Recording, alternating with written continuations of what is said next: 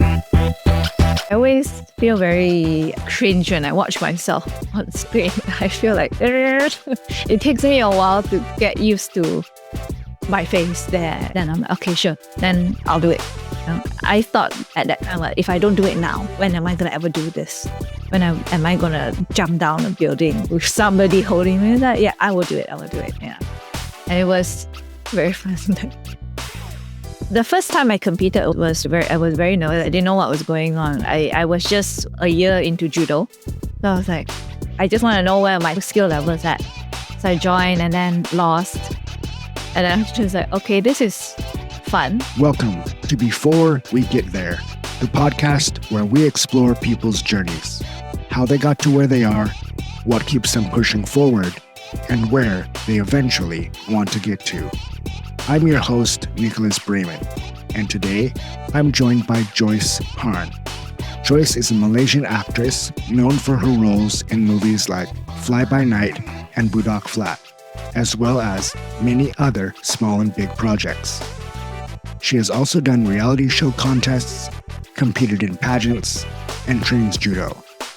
We talk about her acting career, what it's like being on set and vibing with the other actors, how she continued to pursue her childhood dream of acting while giving herself other options for the future, what kind of films she would like to act in and possibly direct, how she got into judo, and much more. Enjoy the show. Hi Joyce, thanks so much for joining me today. Hi, thanks for having me. It's great to meet you. I just watched, I think 2 movies ago, Budak Flat, you did a few years ago, and I just wanted to tell you that I really enjoyed it. Thank you so much. And I wanted to ask because it's quite a gritty movie. There's a lot of fighting and drugs and gangs and all kinds of stuff. So how was that to play that sort of character for you? I think it was fun because it's the first time for me playing a drug addict and then having to, if you watch the movie, I die in the end, having to leap off 3-story building. So it's the first time for me it has spoiler. But it was fun. It was fun. Something different. That's really cool. So maybe we can start at the beginning. What first attracted you to acting? And why did you want to become an actor? I think it's a very silly story because when I was younger, I really loved watching Disney stuff. And then I really love Lizzie McGuire. I don't know if you're familiar with this show. So it's about these teenagers living their life and then going through all sorts of teenager stuff. And then I thought, oh, that's so cool. You get to act with a bunch of friends and then you get money. And so I was like, oh, I want to do that when I grow up. So that's why I wanted to do acting. Wow, and so how young were you when you first thought about becoming an actor? I think I was in primary school, I think. If I wasn't mistaken, primary school. That's really cool to keep your dream going for so long and even turning it into reality when you're all grown up. So I saw that you went to school for broadcasting in the end and not specifically for acting. Was that, why did you choose to do that instead of studying acting? I wanted to study acting. I wanted to do performing arts, but my mother was the one who said that we can settle for broadcasting. Because she wanted me to be like a lawyer or be a piano teacher. Then I was like, no, I want to do acting. And then she said, you know what, broadcasting, that's the max I can go for you. I was like, okay, sure, I'll settle for that. And that's why. A very stereotypical Asian parent kind of way of thinking, right? Yes. Yes, but so, I was surprised that she allowed that though, like broadcasting. Because it's still not a very traditional job. Yeah. So did you end up using your degree? No, I did, but I didn't go. No, I don't think so. I did do some stuff like on my own, freelancing kind of thing, but nothing like substantial. Yeah. And so when you settled on going for broadcasting instead of performance arts, were you still in the back of your head just like, okay, I'll make my mom happy and then I'll go do what I want? Or what was your plan? I was studying. I did go for auditions and all, but I got a lot of extra roles. And then after a while, I thought, oh, maybe this is not, or sometimes I get rejected. And then I think, okay, you know what, maybe this is not for me. So I thought, okay, maybe I should just focus on producing or anything behind the scenes. So yeah, that was what I thought when I was studying. I see. Yeah. So when you were, the roles you were trying out for, it was it very stressful. I can't imagine going for an audition. It must be hard to be rejected and have people tell you that you're not the right fit. Yeah, it was, especially when you're younger, like you're 18, and then having people tell you like, oh, you know, it's not for you, or you're not this, you're not that, you're too this, you're too that. It shapes certain like things in your head, like, oh, maybe I'm not good enough, or maybe I'm not cut out for this industry kind of thing. Yes, when you're younger, yeah. Yeah, I can imagine even just going for more traditional type of job interviews where you may be rejected, but hopefully we only go through that every few years or not that often in our lives. But for actors, you guys have to do it all the time for every job you go for. Has it gotten easier to face that rejection or that kind of back as you've gotten older? I think you get tougher, yes. You don't take it too hard, but then it's like you audition for 100 auditions maybe, and then every 99 you get rejected, and you always will feel dejected. You always feel like, oh shit, I'm not good enough. Oh, can I say that? Oh, you're not good enough, that kind of thing. But then after that, you still have to pick yourself up and say, I have to do this again. And then it's like a cycle, like you go down and then you go up, and then you go down and you bring yourself up again thing. Yeah. So you just learn how to be stronger. Yeah. Did you ever have a part that you were super excited about? You thought it was perfect for you? Maybe that's a lot of the parts, but was there one in particular that you thought, oh, I nailed the audition, I'm going to get it for sure, and then you didn't end up getting it? Oh, I think, yeah. A few times that happened, but then sometimes it's not. After a while, you understand that sometimes it's not you. Sometimes it's they're looking for a certain look or they want a certain something. You have a certain something, but that's not what they want. So you have to tell yourself that, oh, I'm good enough. It's just I'm not what they are looking for. That's it. That's how you go through every audition, rejection kind of thing. Yeah. Yeah, that's a great perspective. I think I saw after you graduated from school, before you moved full-time into acting, did you work a office job, a 9 to 5 kind of gig? And it was when I was still acting, actually. I got it in between because acting is not stable, right? Freelancing jobs. So I thought, you know what, maybe I should go into something more stable, hence the 9 to 5. Yeah. And so what was that like compared to schooling experience? And was it a kind of life you can imagine for yourself where you're like, no way, I can't do this. I got to make it in acting? I don't think I can do 9 to 5. It's a very long time. Because initially it's always very fun because it's something new. Oh, 9 to 5 I do. That's a routine. And then after a while, I think I cannot. I'm too free-spirited. Like I cannot be held down to a 9 to 5. And that sounds very bad, but then that's how I feel very depressed when I was doing my 9 to 5, actually. Yeah. No, that definitely makes sense. Another thing I wanted to ask you about is I saw you did beauty pageants before. Yeah. Yeah. What was that like? I'm always curious because it sometimes feels a bit objectifying, at least from the outside. Like you all line up and need to do these certain tasks, and then they give you a rating or a ranking compared to the other contestants. How was that experience? Yeah. Firstly, the pageants that I joined are all the like non-bikini wearing pageants. Like I try to minimize the have to show too much kind of thing. Yeah. And then, like you said, when I first joined, it felt, oh, I'm letting other people judge me for my look, for how I behave or whatever. It was something I didn't like. But then beauty pageant was one of the easiest ways to go into acting. So I said, why not? But then when I joined Miss Tourism Malaysia, then I see differently. It's also an art. How you want to conduct yourself so that other people, how you want other people to see you. what you have to go through and how you handle the situation. It takes a lot of guts, it takes a lot of smarts and a lot of intelligence to handle all these things. So it's something different. I was glad that I joined because I got to see something that I perceive was like, it's just no-brainer kind of thing. But it requires a lot of thinking, a lot of strategizing and all. Yeah. And was that kind of knowledge passed down to you from other contestants, or was it what you figured out on your own? I would say 50-50. Some, like I had a very nice roommate, so we shared our experiences and then we talked about before going into the national stage. So how it was like for when we were in our respective states and all.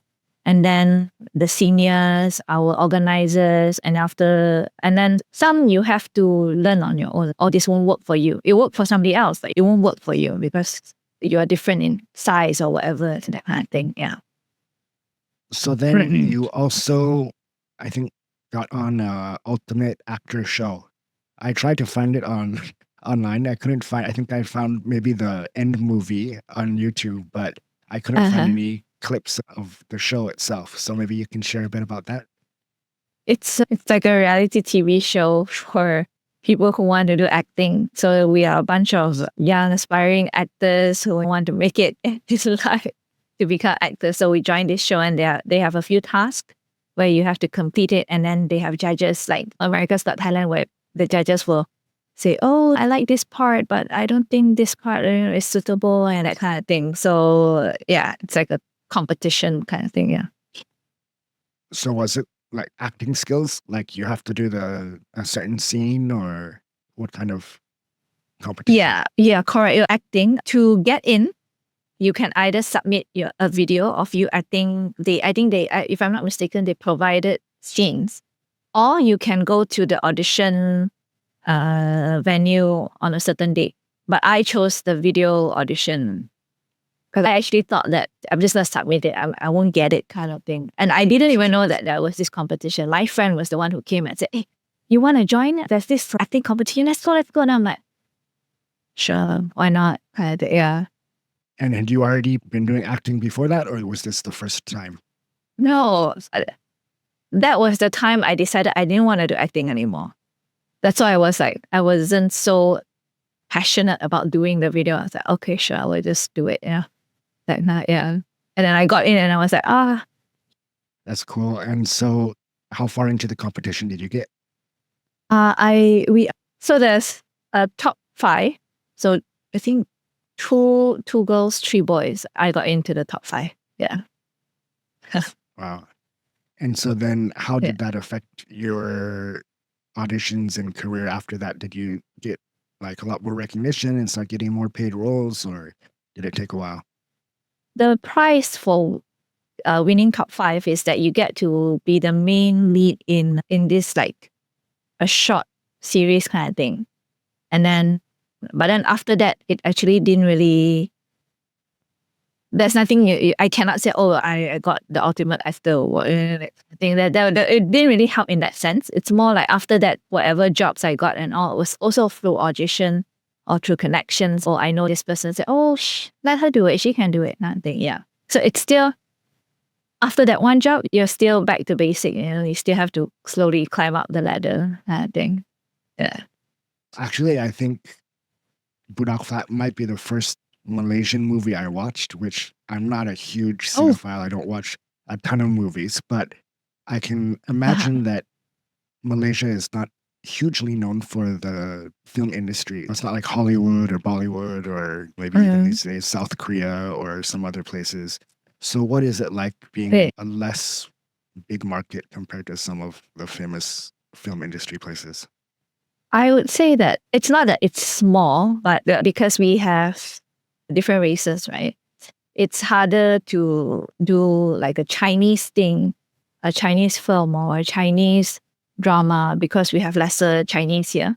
So your target audience is smaller. But then if you do a Malay movie or a Malay drama, you ride up faster because there are a lot of people watching. So I wouldn't say it's small, but of course, compared to Hollywood and Bollywood, you're not as well known or no. But I think the struggle is the same everywhere. as an actor, you are still always going through auditions. You're still always going through the emotional roller coaster. Or I didn't get the role, the person got the role. I'm agitated. I'm anxious. I have no job for the next few months. I think if you are in this industry and you are freelancing, you have no backups. You always have that feeling, no matter where you are. Yeah, that must be challenging.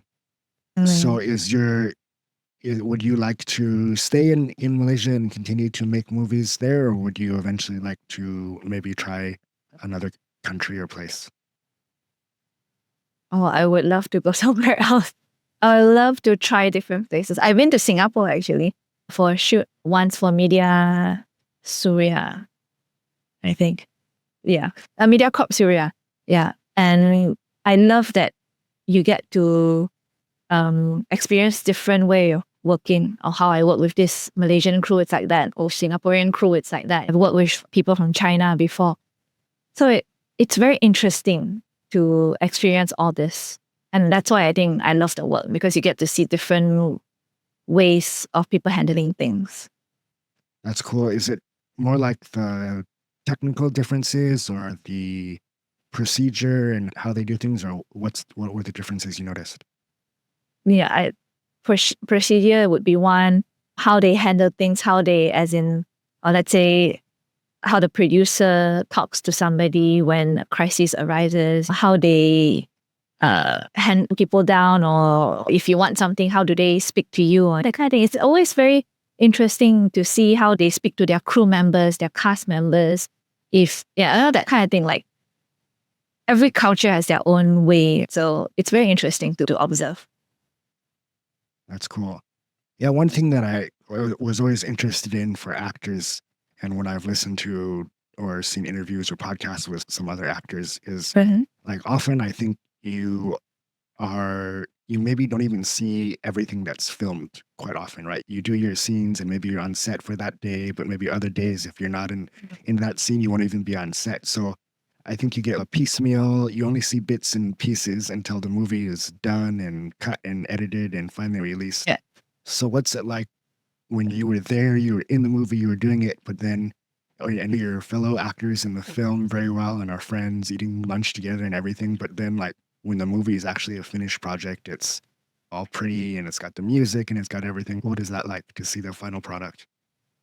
Firstly, I always feel very cringe when I watch myself on screen. I feel like it takes me a while to get used to my face there. But after a while, after getting used to it always amazes me. Or if they follow the script, they don't cut out certain things, then you feel like, oh, finally you see it on screen and it's so beautiful. Or if they cut some parts out, then you just feel like that was a good one though. Why did they cut it out? That kind of thing.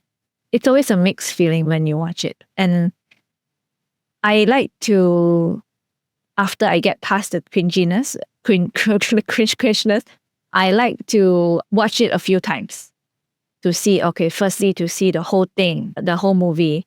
And then after that to focus on how I acted, or I could have done this, or that was a good one. Maybe I could have changed this kind of thing. So it's always good to review my own performance again. Yes. And how is it like when you have to do several takes? Has there ever been like maybe a certain line or certain movements like blocking that just you took a bunch of tries to get and you just kept messing up, or it's not quite the way the director wanted? Like, how do you deal with that kind of situation? Oh, I had that issue when I first started out. It was super nerve-wracking because everybody is waiting for you to get that one thing, and that's your job. You only have to do that one thing, and you cannot do that one thing in your life.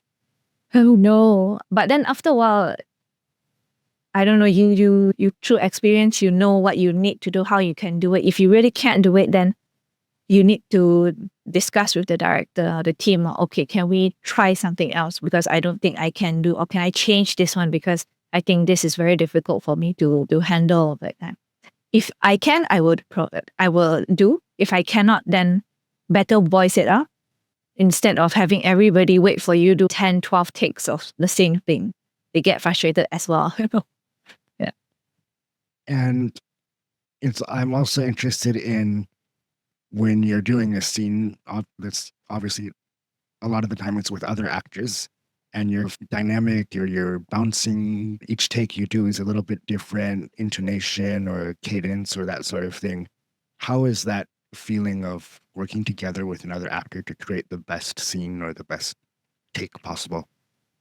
I think if you know that actor already, or if we're already friends, that's the best because you know how to play with one another. You know how to act and react with one another. You don't feel like, oh, there's an awkwardness there. Because sometimes, although we are all actors, sometimes there will be awkwardness. Sometimes there's just something there that you cannot go through. It's just delivering lines in the end. But then if you find partners that they are willing to play around with you, or they don't just feed you the lines, they actually react, those are the best. And then I'm very grateful if I have this kind of partners because they makes work much easier and more fun. Yeah, it sounds more fun and energizing. Also, almost musicians in a band playing together and instead of just like waiting for the other person. Yes, yeah. And then another thing is sometimes you always hear about in famous movies that the actor would ad-lib some line or they would tell the director or the writer, hey, I want to say this instead. Have you ever done that? Or what's it like maybe to feed ideas to a script that's already written or to the director who already has the idea in his mind about how he wants the scene to go or she wants the scene to go? Yeah, normally we would have script reading, a table reading first to know what is the director's idea, what idea I have of my own character, and then we will discuss it first. Oh, okay, we're on the same line. Then, okay, it's easier to do. Some directors okay with ad-libs. Some wants you to stick to the script. And then I try not to change too much of the script because when I first got into the industry, what I was taught is that the script is the script writer's job, as in they poured their heart and soul to write this one. And then if I just change it as I please, then I disrespected her work or his work. So I try not to do that. But then if we've discussed and they're okay, they say, oh, sure, just go ahead, have fun. You already understand your character. Just do whatever. Okay, then I will say I will play around with this. Or when we're acting on that day, and then I feel like, you know what? Sometimes we all have that. Oh, I feel like I want to do this for my character. Are you okay with that? And they say, okay, then I am more of I discuss first rather than just blurt something out kind of thing. Yeah. But I know certain actors that they just suddenly give you something and then you're like, what? What's going on? But those are also very fun. Yeah. So then it becomes almost like improv. Like you really have to be in the moment and react to what they say. Yes. So that's really important to react and act.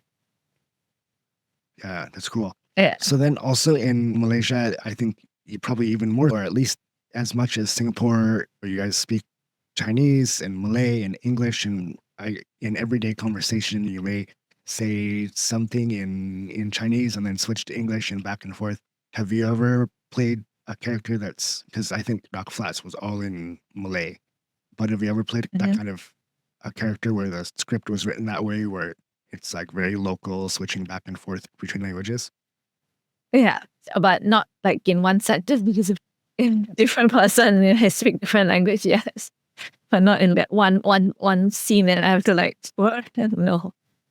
That's, that might be, I guess it will be hard to release to a large audience that way if it was done like that.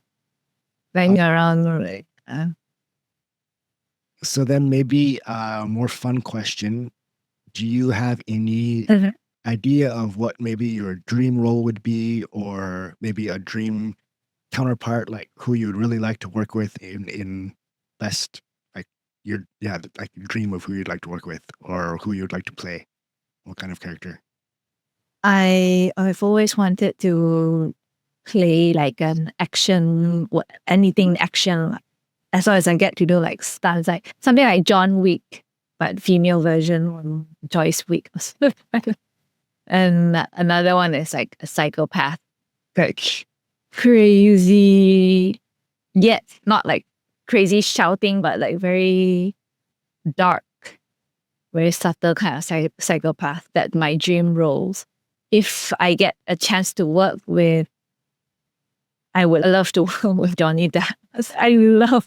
I super love Johnny Depp if I can, yeah. Manifesting right now. Yeah, cross our fingers.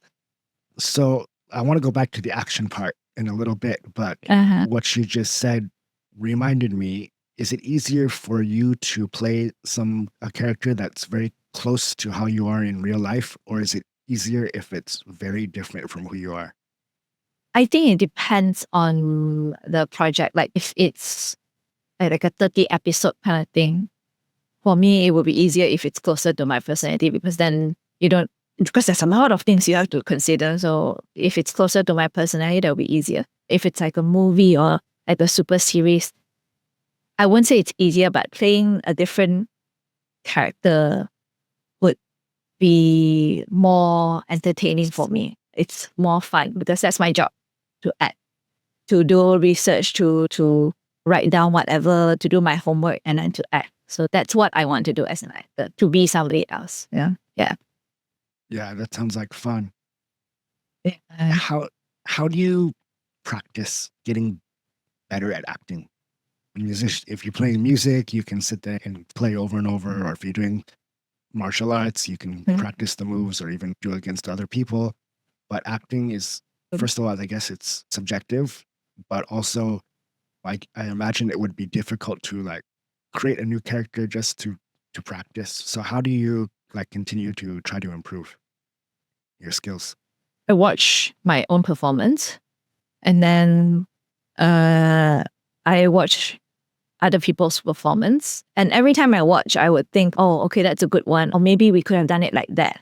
A lot of thinking involved. I reading boosts the imagination. So you're like, okay, you're thinking this scene. And actually, I also, when people say you're in the shower and you have all these scenarios in your head, I play all these scenarios in my head. And then I do acting. So it takes me so long to get out of the shower because I'm actually acting in my, oh, you left me here, oh, that kind of thing. So I do a lot of these kind of things. How I'm driving halfway and then, oh, suddenly an idea pops up and I'm doing it. So I miss a turn or something like that. Yeah. So when dangerous driver. When you're doing that exercise, is it like mentally just like visualization, or are you actually speaking and doing gestures and that kind of thing? Depends where and who I'm with. If I'm alone, it's all out, 100%. I'm like, there's somebody else there, and then, okay, it's just in my head, or I'm just like quiet here, and then start playing there, and so my head pop out like that. So there's a lot of things going on here. That's cool. No, I saw from your Instagram that you're a big reader. And so I also love to read and try to read a lot. But I wanted to ask, because I think later we'll talk more about, you said you wanted to do directing and that sort of thing, but have you ever thought about writing since you read so much? Like trying to write a screenplay or a novel or anything? Actually, I do write. I wrote a book, kids book about judo, but then I'm still looking for publishers. And also, I do write like short skits and trying to write scripts and all. But then it's always right halfway, and I'm like, ideas are here, but to execute it, it's always a lot of effort. Would love to see that someday get published. But yeah, that's one of the things I mentioned when I first reached out to you is you do a lot of judo. I've been doing jiu-jitsu for I think 6 years now. So what is it you like about judo, and how did you get into it?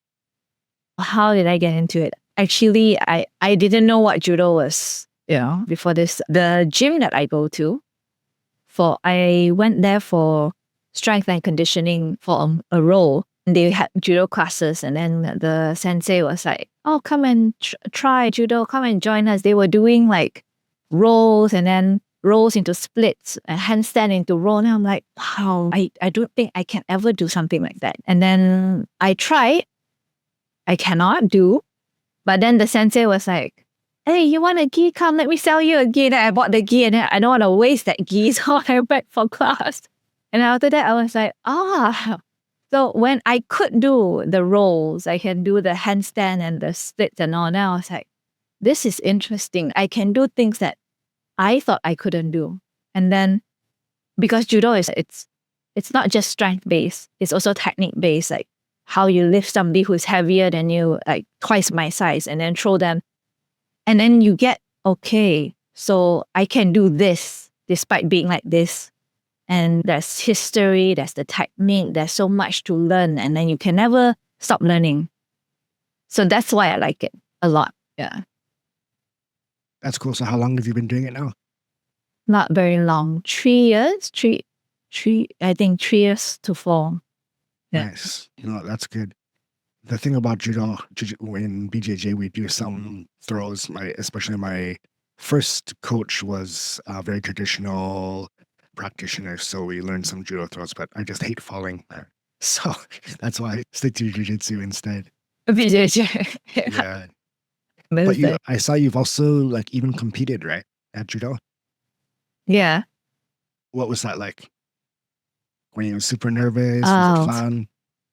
Yeah. The first time I competed I was very nervous. I didn't know what was going on. I was just a year into judo.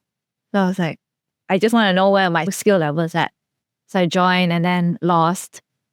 And then I was just like, okay, this is fun. Because competing, I'm not sure if you competed before, competing and your randoris and your sparring is totally different. Even Shi'ai is also very different.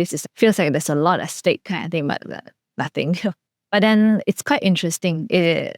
You learn new things. You learn that you can do so many other things that you never thought you could do. Or you could focus like that. You have that much strength. So I think everybody should compete once in a while, or once for their life kind of thing. Yeah. Yeah, I think it's good for people who train judo or jiu-jitsu or anything like that to compete. And it's also good, I don't know if your school has a lot of ladies that train, but often for girls, there's not as many people around your size to train. So it's nice when you're competing, like you can really see how your techniques work against people that are the same size and strength as you. Yes, correct.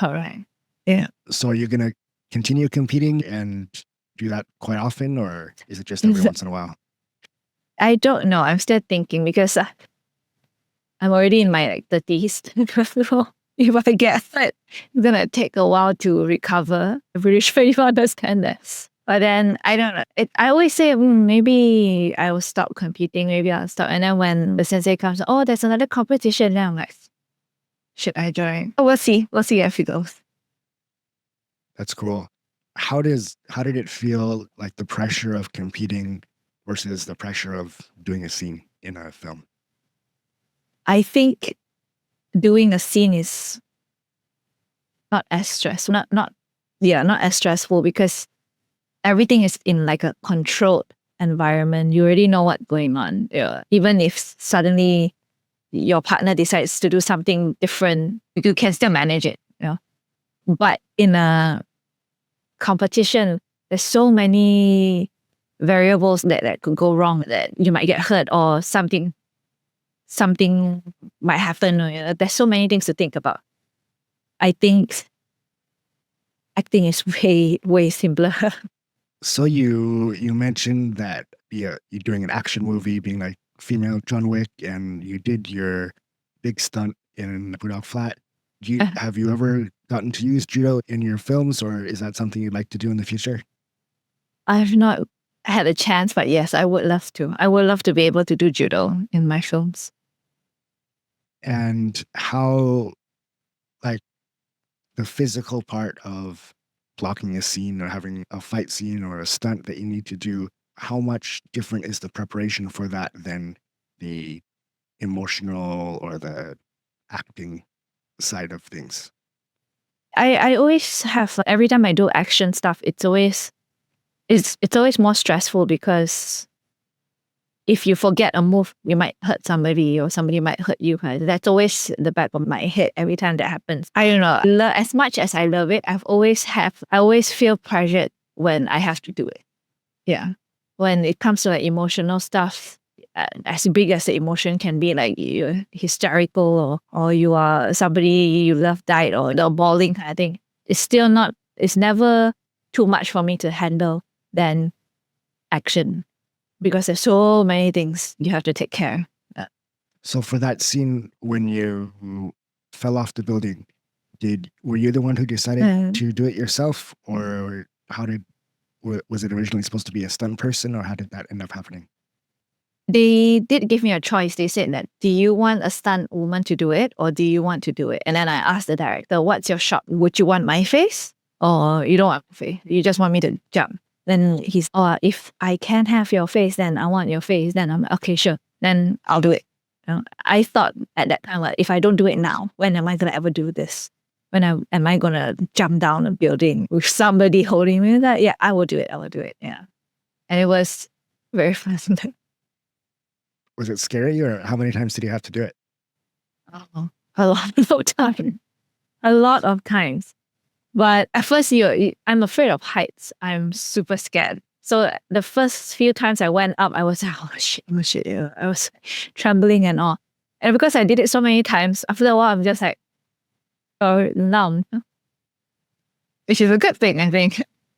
And was it really that height, or was it shorter, less height, less tall than that? I think it was 3 stories. If I'm not, it was 3 stories, yeah. Wow. I think they said 7 in the movie, but then I jumped 3, yeah. That's still very high. Yeah. The trick is not to look down. Oh, is that why I saw you were facing up during the fall? But they wanted that. So I was like, okay, yeah. I was like, oh, thank God. Looking at the sky. It was very nice. Yeah. That's good. So I also saw that you mentioned before, at least, that you'd like to be a director maybe someday. What do you think? What draws you towards that? Yeah, I think very different because I get to call the shots. I guess the other one that I want this one. But then, yeah, I also like the aspect that you can control what you want, as in the outcome of the thing. Yeah. Although there's editing, but then you get to decide, I want this, I want that. I want these people, I want that one. I think I want this feel, this emotion to show, that kind of thing. Yeah, that's the main difference for me, being a director and an actor. Because an actor, based on the script and based on what the director wants you give. Or of course you can discuss, but then that's the job. As a director, you know what you want to see in the whole film. And then you get to call the shots, yeah.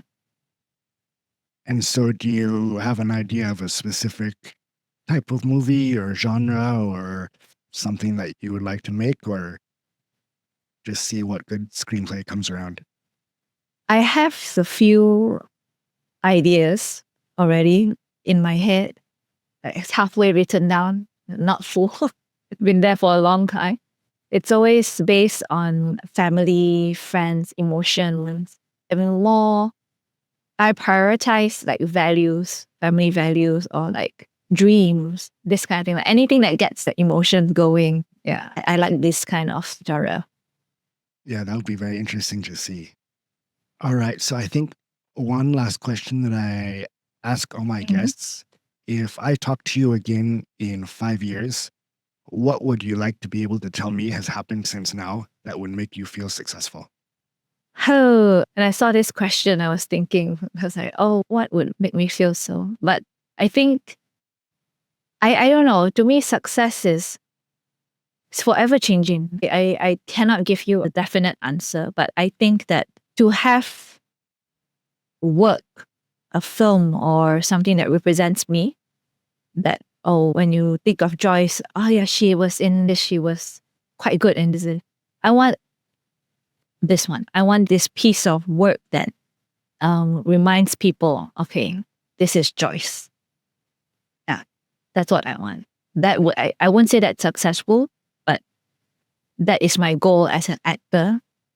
That based on this film, I changed your view, or I changed I won't say your world. I changed something. I influenced something. Your emotions, maybe. I want that. Yeah. So an iconic role that everybody will know you by. Yeah. an iconic role or something that changes, not just remember me by, but change your life maybe, or make you think of something that just changes you. Yeah, that's what I want. Yeah. Awesome. First of all, do you have anything coming out, and where can people find you to follow you and to see your work? You can follow me on my Instagram, Joyce Harn, JoyceHarn, or my Facebook, Joyce Harn, Holmes Han. Yeah. And I just finished shooting a film coming out in, they say, end of the year. I'm not too sure because I don't want to say anything definite yet. Yeah, but yeah, you can look forward to that. Yeah. Okay, awesome. Yeah, we'll put all the links in the show notes. And thanks again so much for joining me. It was great to talk to you. Okay, thank you for having me. Okay, talk to you later. Thank you for listening to Before We Get There with your host, Nicholas Breman. Please like and subscribe on YouTube and your favorite podcast platforms like Spotify and Apple Podcasts.